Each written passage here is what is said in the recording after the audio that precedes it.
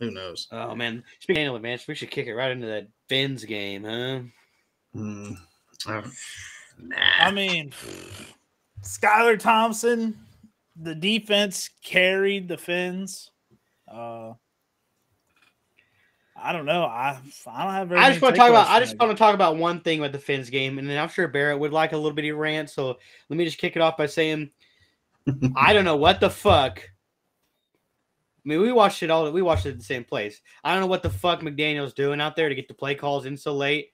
That drove me up the wall, and honestly, as a guy pulling for the Fins, pissed me clean off.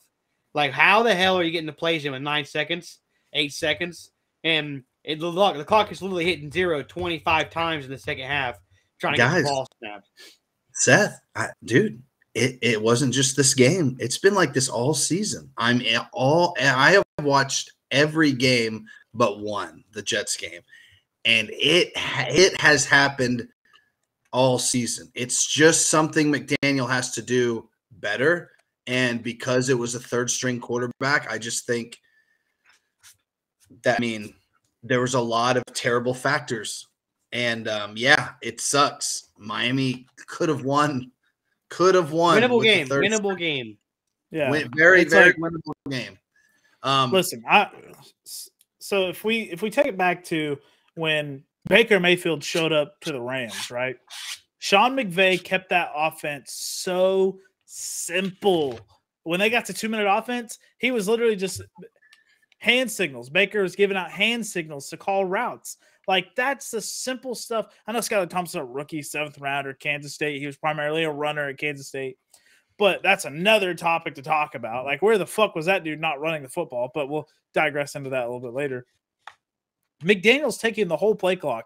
Literally, they're not coming out of the huddle till 6 seconds, right? And then counting down 2 seconds. What's with the motion? There was, if you look at the stats of that game, there was 94% motion on the Dolphins offense. That's what they do. 94% of the plays had motion. They do. I know. Simplified the living crap out of that offense. We saw the Bills. They didn't play man a ton. They played zone because who can beat you right over the tippy top? Waddle and Tyreek. And then a Sherfield can burst one off if he needs to. But, yeah. Man, they weren't playing man. And, like, you go into halftime knowing, like, hey, we ran 50 motion plays out there and only 4 times did the guy travel. Okay. Maybe they're running zone coverage most of the time, but McDaniels had to know every single play what kind of coverage they were in. And about 90% of the time, it was a zone coverage. Yeah. It was awful play calling by McDaniel. I solely base that loss on McDaniel. Solely base that loss on him. If he doesn't call in wishbone 19 T47 flex I left motion right XYZ fucking 97 go X scrub chomper bit. Here we go. All right. It's like Skylar Thompson sitting there with his brain rattled, like, hey, we can't simplify this. Like, I mean, and you see how hard some play calls are. Like, you ever see the John Gruden, Chris Sims video? Yeah, but those are with a seasoned quarterbacks, guys that have been in the system long time, or at least have the knowledge to understand an offense like that. Skylar Thompson proved he can't understand an offense like that. But I'm just saying, it's just a lot. I mean, yeah, you can definitely pin it on McDaniel. 90%. I don't pin it on anybody else. Defense showed up. Skylar Thompson played as well as he could given the situation. I mean, drop balls and McDaniels is the sole reason Fins lost that game. I mean, they had 8 sacks. Yeah, you couldn't ask for a better game from the defense. They had picks. Couldn't ask for anything better. Yeah. McDaniels just rough way to go for the Finnies. The refs, I feel like the refs are actually lenient with the Dolphins on not calling like 9 delay games. True. That was insane. But Miami dropping the football killed them. I mean, just demoralized that offense, I think. And then big players not showing up too. I mean, it all nowhere to be found. The run game. Nope. That tells me that when McDaniels was in the 49ers system, he was not the one orchestrating the run. Shanahan was. McDaniels was the dude probably scheming up all the pass plays, and Shanahan was like, 26 power, dude. Let's get after it. Like, what are we doing here?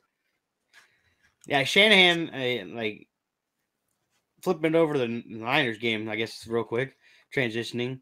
The Bills, whatever. We don't need to talk about the Bills. But there's a clip of a guy.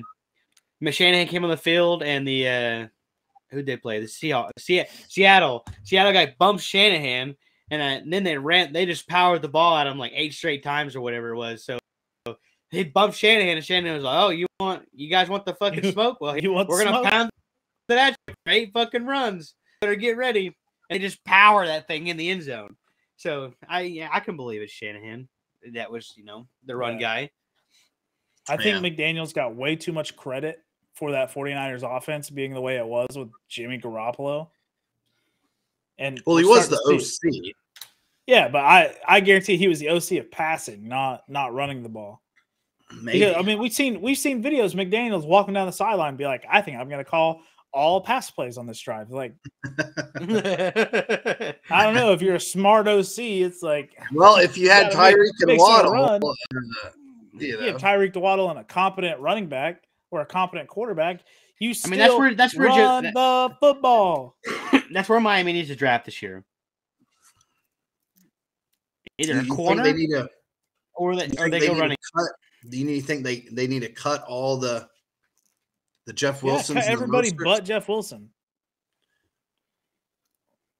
What's wrong with Mostert?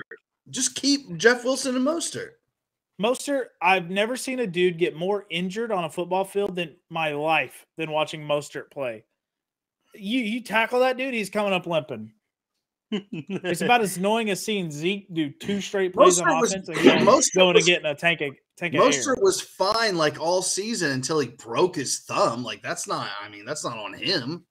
None of the other injuries are on him, but the dude is injury prone. It's like I'm not building my franchise or my running back room around a 32-year-old injury prone running back. Mostert is not 32. First off, second, I don't think McDaniels' system. Yeah, McDaniels' system doesn't need Mostert's 30. A top back. Just leave the 2-back system. That's fine. Don't waste your resource on a running back this year. Honestly, that's awful draft advice. That is awful. They need inside linebacker and secondary more than a running back. I'm honestly going to say your linebacker core looked fantastic in that Buffalo Bills game. In the one game, I don't think I've ever seen them play better. Actually, Jerome Baker looked like a stud. Van Ginkel looked like a stud. No. I was impressed by that linebacker core. I was impressed by the secondary. Your whole defense was absolute top notch. It's the fucking running back. No run game, and the 40 word offensive plays that are coming in to the headset that gotta go. Can only improve. I guarantee. So listen, most OCs when they call in a play, right? They say the original play. It's pretty lengthy, right? You are digging deep. Then they throw in a kill. Well, it ticked me off. Fins had every chance to win that game, and McDaniels blew it. I know. So they call in a regular play, right? They call in the OG play. Then they call in a kill play, right? Kill play is usually a check down run or a check down screen, something super simple, right? Slant routes, like, hey, let's just run slant routes inside. The kill play is super small and simple. It's never overcomplicated. I feel like McDaniel's out here giving out the most complicated kill plays as well with the actual play. Could be. And the motion. Holy fuck. All right. But let's get off McDaniels because that dude just irritates the living piss out of me. Someone had to have been mic'd up from that game, so we'll find out